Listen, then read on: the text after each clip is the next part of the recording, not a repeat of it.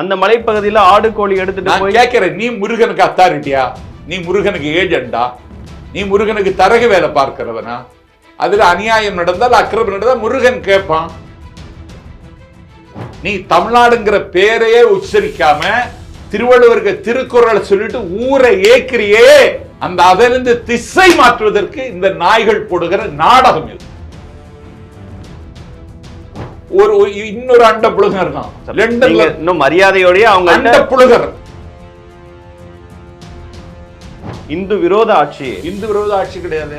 எங்களை மாதிரி சமயத்துக்கும் தமிழுக்கு யார் தொண்டு செய்யல? 3 நாள் முத்தமிழ் முருகன் மாநாடு நடத்தின கட்சி திமுக, நடத்தின ஆட்சி திமுக. இல்ல, அந்த சிக்கந்தருக்கு கோரிப்பாளையத்திலேயே தர்கா இருக்கு. ஏதாவது ஒரு இடத்துல தானே இருக்க முடியும். எந்த இடத்துல இருக்கணுங்கிறத அவன் தீர்மானிக்கிறான். உனக்கு என்னன்னு கேட்கிறான். அப்ப முருகனுக்கு 6 பட வீடு இருக்கலாமா? இன்னொரு கோயம்புத்தூர் இடம் மாதிரி அங்க பாஜகவுக்கு கொஞ்சம் வாக்கு வங்கி இருக்கு. அந்த மாதிரி ஒரு இடமா மதுரை மாத்த பாக்குறாங்க. இருக்கு கோவையில. அண்ணாமலை அங்கதான் நின்னாரு. நிக்கத்தான் முடியும். 2வது இடம்ல அதிமுக 3வது இடம். ஒரு அமைதியான சூழல் நிலவணும்னா நான் ஒரு வேண்டுகோளா சூழல் நிலவணும்னா ஹச்ராஜா சொல்றாரு, அங்க இருக்கிற தர்காவை வந்து ரீப்ளேஸ் பண்ணி வேற இடத்துல வைக்கணும். அமைதியான சூழல் நிலவணும்னா ஹச்ராஜா பொதுவாழ்வில் இருந்து விலகணும்.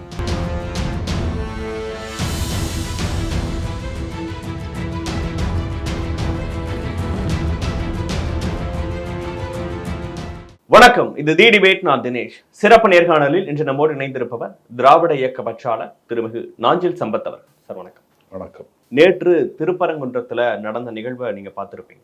இது ஒரு பெரியார் மண், திராவிட மண் அப்படின்னு தொடர்ந்து இங்க இருக்கக்கூடிய பலரும் பேசக்கூடிய சூழல்ல பர்மிஷன் கிடைச்ச ஒரே மணி நேரத்துல அவ்வளவு பெரிய கூட்டத்தை இந்து முன்னணி மற்றும் வலதுசாரி அமைப்புகள் கூட்டி அதுல ஸ்டாலின் அரசுக்கு எதிராக, அதுவும் இல்லாம அங்க திருப்பரங்குன்றத்தில் நடக்கக்கூடிய விஷயங்கள்னு பல்வேறு விஷயங்களை ஹச்ராஜா உள்ளிட்டவர்கள் பேசியிருக்கிறாங்க.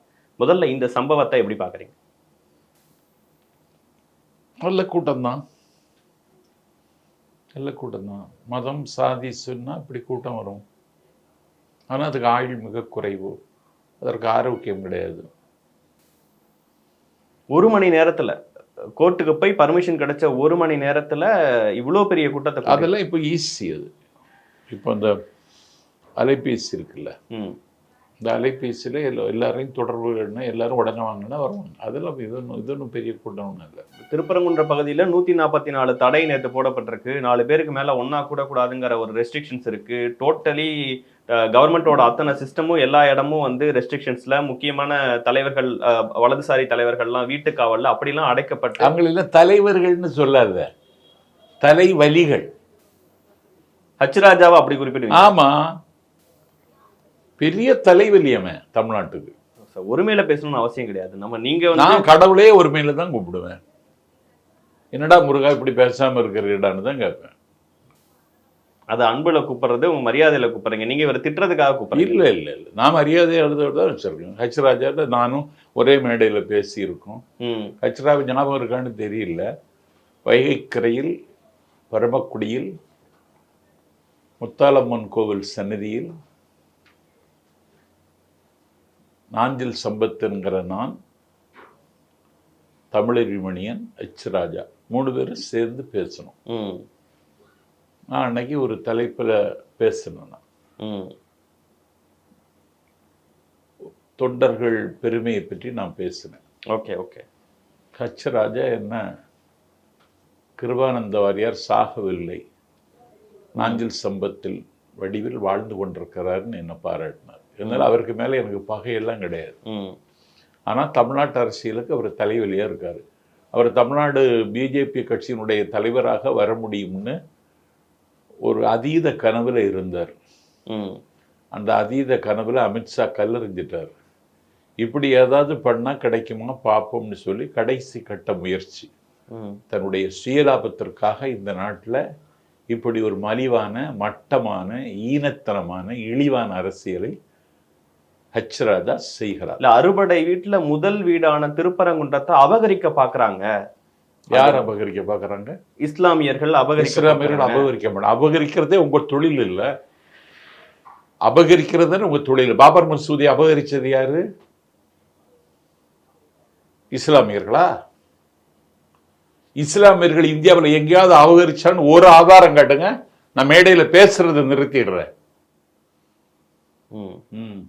திருப்பரங்குன்றம் முருகனுடைய முதலாவது படை வீடு.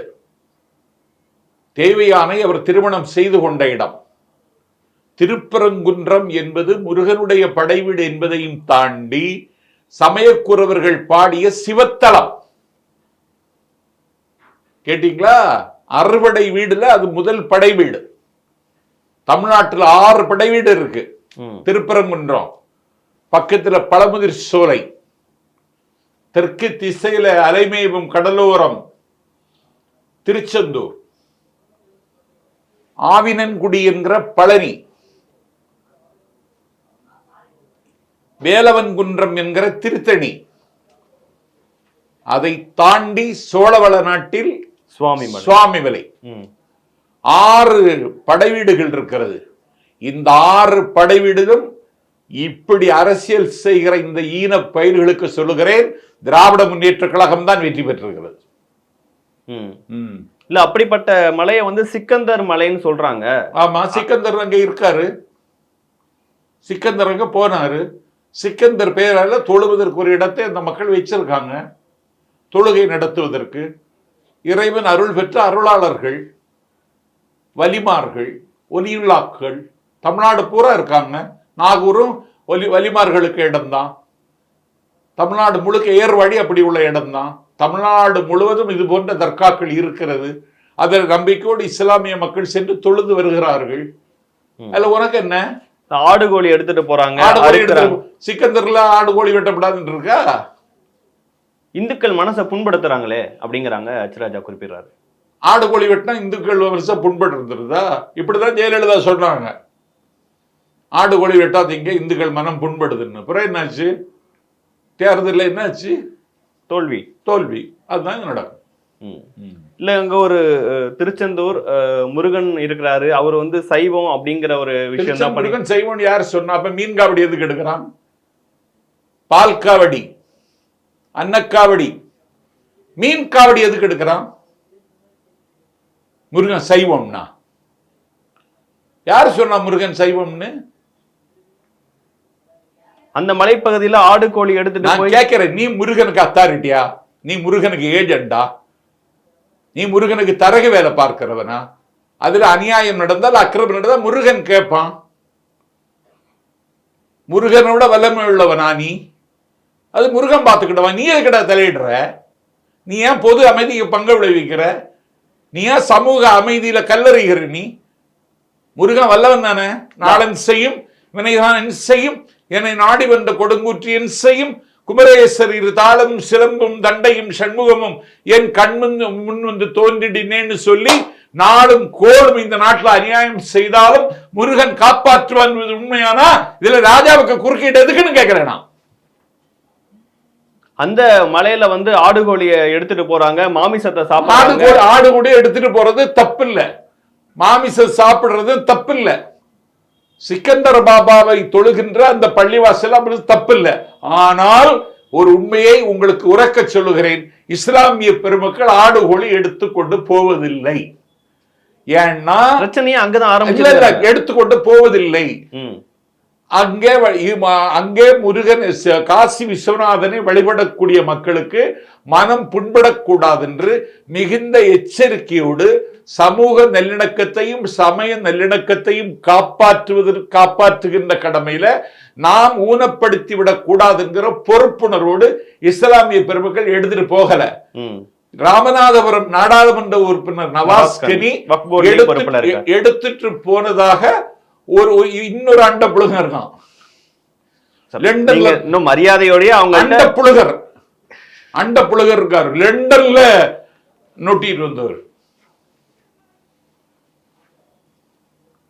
நவாஸ்கனி.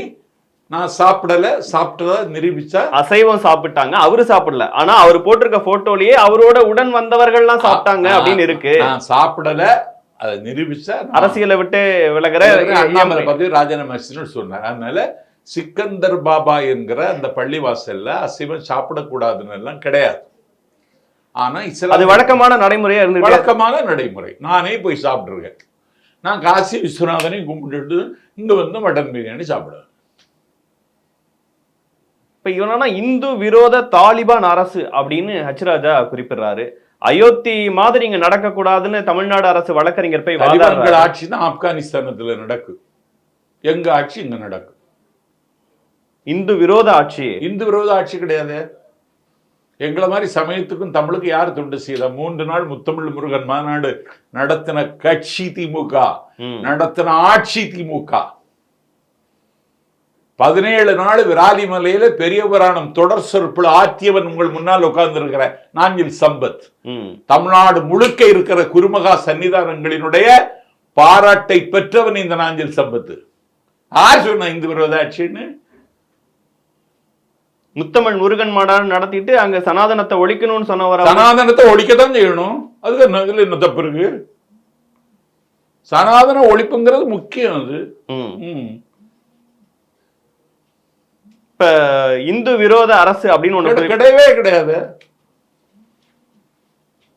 இது டோட்டலி ஒரு பாலிடிக்ஸ்க்காக பண்ற ஒரு விஷயம்னா, ஆமா. அப்ப அங்க கூட்டின கூட்டம் பக்தர்கள் இல்லைன்னு நினைக்கிறேன். பாருங்க, 12 லட்சம் கோடிய இந்த நாட்டுல கார்பரேட்டுகளுக்கு தள்ளுபடி பண்ணியிருக்காங்க. கேட்டீங்களா? பெட்ரோல் டீசல்ல மட்டும் 26 லட்சம் கோடி கொள்ளையடிச்சிருக்கான். நீ பேசுறதா இருந்தா இத பேசணும். நீ பேசுறதா இருந்தா நீ தாக்கல் செய்த பட்ஜெட்ல தமிழ்நாட்டுக்கு என்ன தந்தேன்னு கேட்கணும். நீ தமிழ்நாடுங்கிற பேரையே உச்சரிக்காம திருவள்ளுவருக்கு திருக்குறள் சொல்லிட்டு ஊரை ஏக்கிறியே, இந்த அயோக்கியத்தனத்தை அம்பலப்பட்டு விட்டுறது. அந்த அதிலிருந்து திசை மாற்றுவதற்கு இந்த நாய்கள் போடுகிற நாடகம் இது. இல்ல அயோத்தி மாதிரி இங்க நடந்துடக்கூடாதுங்கிறது தான் அப்படிங்கறதெல்லாம் தமிழ்நாடு அரசு வாதமா வைக்குது. அதோட ஸ்டெப் தான்டா இது அப்படின்னு ஹச்ராஜா சந்தோஷமா அதை எதிர்கொள்ள நாங்க தயாரு. அயோத்தியில என்ன நடந்தது? அயோத்தியில என்ன நடந்தது? நாடாளுமன்ற தேர்தலில் அயோத்தி உள்ளிட்ட பைசாபாத் தொகுதியில யார் ஜெயிச்சா? சங்கிகளா ஜெயிச்சான். சங்கிகள் தோற்கடிக்கப்பட்டார். அதுதான் இங்கேயும் நடக்கும். ஆனா இத தமிழ்நாடு அரசு எதிர்கொண்ட விதம் எப்படி சார்? அதுவும் சில விமர்சனத்திற்கு உள்ளாக்கப்பட்டுகிட்டு இருக்கு. இப்படிப்பட்ட ஒரு இடத்துல போராடவே அனுமதி கொடுக்க கூடாதுங்கிற வாதத்தை முன்வைக்காம திருப்பரங்குன்றத்துல போராட அனுமதிக்க கூடாது, வேற ஏதாவது ஒரு இடத்துல திருப்பரங்குன்றத்தை கையில் எடுக்கிறான். பழங்கானத்தம்ங்கிற ஒரு இடத்த சொன்னதே ஒரு தப்பான ஒரு மூவ். ஏன் எங்கேயாவது ஒரு ஆர்ப்பாட்டம் பண்ணு. இங்க பாருங்க, இவனுக்கு கொள்கை கிடையாது, கோட்பாடு கிடையாது, தெளிவான சிந்தனை கிடையாது. நீ அது அது அது அது அங்கே நடக்கிறது அநியாயம்னு சொன்னால் திருப்பரங்குன்றம் கோவில் வாசலே கூட்டம் போட்டு மக்கள் மத்தியில் நீ சொல்லணும், இப்படியெல்லாம் நடக்கணும். அப்போ நாங்கள் அதுக்கு எதிர்வினையாற்றுவோம். நீ அதுக்கு தயார் இல்லை. நீ தகராறு பண்ணணும்னு நினைக்கிற. நாங்கள் இப்படி தகராறு பண்றவங்களையெல்லாம் நாங்கள் அலட்சியப்படுத்தும். இதே மாதிரி நிலைமை தான் உத்தரப்பிரதேசத்துல இருந்தது, குஜராத்ல இருந்தது. நாங்கள் ஆட்சிக்கு வந்துட்டோம். இதே மாதிரி நிலைமை இங்க இருக்கும்போது இதுதான் முதல் இடமே திருப்பரங்குன்றம் தான், நாங்களும் ஆட்சி வருவோம் அப்படிங்கிறாரு. இந்த விஷயங்கள்லாம் உத்தரப்பிரதேசத்தில் நாடாளுமன்ற தேர்தலில் என்ன நடந்தது? அகிலேஷ் பெரும்பான்மை இடங்கள்ல ஜெயிச்சா. அதுதான் இங்கே நடக்கும். இது அரசியலாக்கப்படுற ஒரு முயற்சின்னு நினைக்கிறீங்களா, இல்ல இந்துக்களுக்காக களமிறங்குறாங்க அப்படின்னு நினைக்கிறீங்க? இவங்க யாரு சார்? இவங்க இந்துக்களுக்கு அத்தாரிட்டியா? நாஞ்சில் சம்பத் இந்து தான். இல்ல அந்த சிக்கந்தருக்கு கோரிப்பாளையத்திலேயே தர்கா இருக்கு, ஏதாவது ஒரு இடத்துல தானே இருக்க முடியும். எந்த இடத்துல இருக்கணுங்கிறத அவன் தீர்மானிக்கிறான். உனக்கு என்னன்னு கேட்கறான். அப்ப முருகனுக்கு 6 பட வீடு இருக்கலாமா? முருகனுக்கு ஒரு கோவில் போதாதா? முருகனுக்கு 6 வேணுமா? சிக்கல் ஒரு சிங்காரம் இருக்கான் தெரியுமா? மருந்தமல்லியில் ஒருத்தன் இருக்கான் தெரியுமா? ஒரு அமைதியான சூழல் நிலவணும்னா நான் ஒரு வேண்டுகோளா சூழல் நிலவணும்னா ஹச்ராஜா சொல்றாரு அங்க இருக்கிற தர்காவை வந்து ரீப்ளேஸ் பண்ணி வேற இடத்துல வைக்கணும். அமைதியான சூழல் நிலவணும்னா ஹச்ராஜா பொதுவாழ்விலிருந்து விலகணும், பேசப்படாது.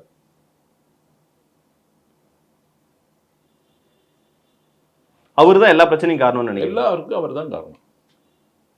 இல்ல என்ன அவங்களுடைய அவன் வாய் திறந்தாலே கூவம் தாங்க வரும் அவன் வாயில. இல்ல தமிழ்நாட்டுல இப்படியான ஒரு கூட்டத்தெல்லாம் உங்களால கூட்டிட முடியுமா? இப்படியான ஒரு விஷயத்தெல்லாம் கொண்டு வந்துட நாளைக்கு முடியுமா? நான் கூட்டுறேன், நாஞ்சில் சம்பத் கூட்டுறேன். சார், ஒரு மணி நேரத்துல இவ்வளவு பெருசா ஆர்கனைஸ் பண்றதுல அங்க வந்து ஒரு உளவுத்துறை ஃபெயிலியர் நடந்திருக்கு, இவ்வளவு பெரிய கூட்டம் நடக்குங்கிறது வந்து எல்லாத்துக்குமே ஒரு சர்ப்ரைசிங்கா இருந்திருக்கு. இந்த விஷயங்கள்லாம் பத்தி இதெல்லாம் பெரிய கூட்டமே இல்லை தம்பி. நீ உனக்கு கூட்டம்ல என்னன்னு தெரியுமா உனக்கு?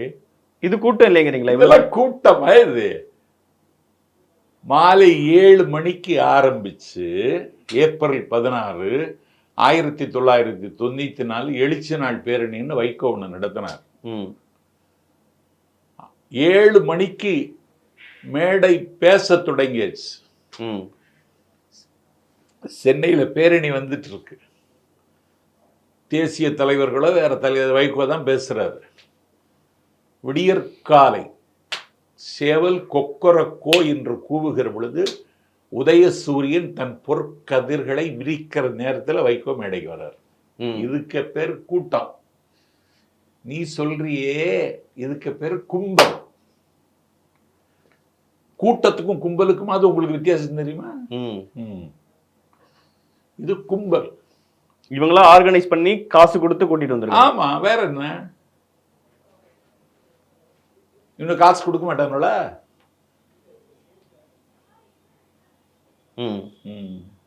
இன்னொரு கோவையா மதுரையை மாத்த முயற்சி பண்ணிக்கிட்டு இருக்காங்க. கோவையா இன்னொரு கோயம்புத்தூர் இடம் மாதிரி, அங்க பாஜகவுக்கு கொஞ்சம் வாக்கு வங்கி இருக்கு, அந்த மாதிரி ஒரு இடமா மதுரையை மாத்த பாக்குறாங்க. இருக்கு கோவையில கம்பேரிட்டிவ்லி மற்ற மாவட்டங்களை விட அதிகம் ஒரு புண்ணாக்கும் கிடையாது. ஒரு ஒன்றிய கவுன்சிலர் இருக்கானா? அண்ணாமலை அங்கதான் நின்னாரு. நிக்கத்தான் முடியும். 2வது இடம்ல அதிமுக 3வது இடம், அவ்வளவுதான், வேற ஒன்றும் செய்ய முடியாது. ஒரு ஒன்றிய கவுன்சிலர் ஒருதும் போட்டிட்டான் கோவையில. ஓட்டு பெட்டியை திறந்தா அவன் ஓட்டு மட்டும்தான் இருக்கு, அவன் பொண்டாட்டி கூட போடல. உங்களுக்கெல்லாம் ஒரு கட்சி தேவையாடா தமிழ்நாட்டில்? இப்ப தமிழ்நாட்டில் இந்த மாதிரி முயற்சிகளை தொடர்ந்து எடுக்கும் போது அதை எப்படி இன்னும் ஆளும் அரசு எதிர்கொள்ளணும்னு நீங்க நினைக்கிறீங்க? ஒரு ஆளுங்கட்சி பிரச்சாரம் செய்யணும். ஆளுங்கட்சி பிரபகண்டா வார், ஒரு பிரச்சார யுத்தத்தை செய்யணும். செய்தா போறோம். என்ன செய்ய போறாங்கன்னு பொறுத்து வந்து பார்ப்போம்.